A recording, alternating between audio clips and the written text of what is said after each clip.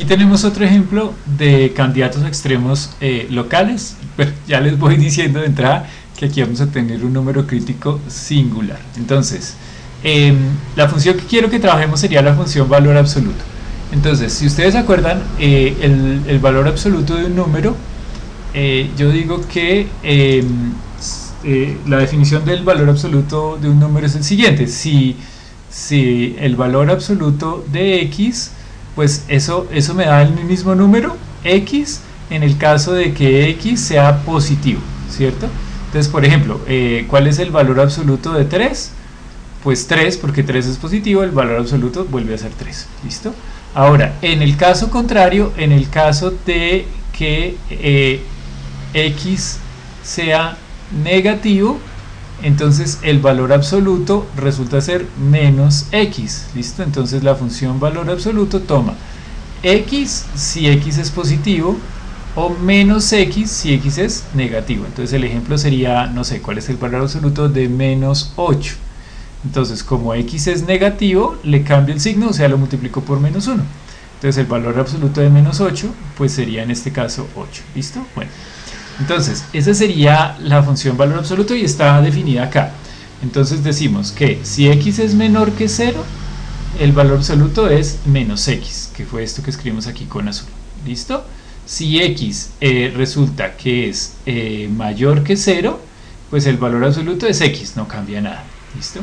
Y finalmente, si x vale 0, pues el valor absoluto de 0 es 0. ¿Listo? Entonces aquí yo representé la función valor absoluto por esta gráfica que está acá. Entonces ustedes se dan cuenta que para valores negativos, por ejemplo, ¿cuál es el valor absoluto de menos 3? Entonces me voy acá, el valor absoluto de menos 3 es 3. El valor absoluto de menos 2 es 2. El valor absoluto de menos 1.5 es 1.5. ¿Listo? Y pues por este lado lo mismo.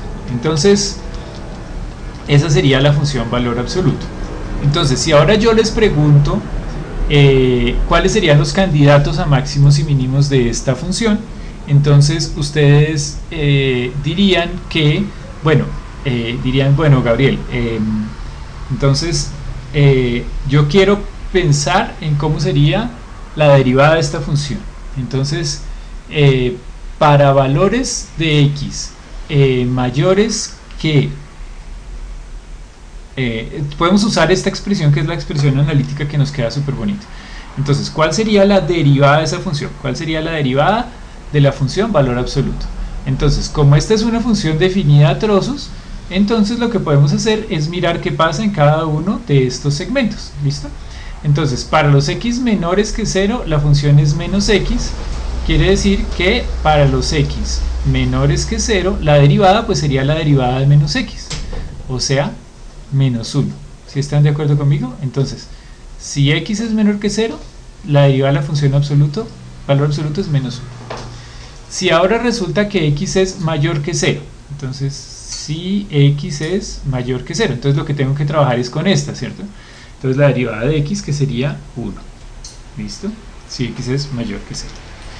¿Y qué va a pasar en 0?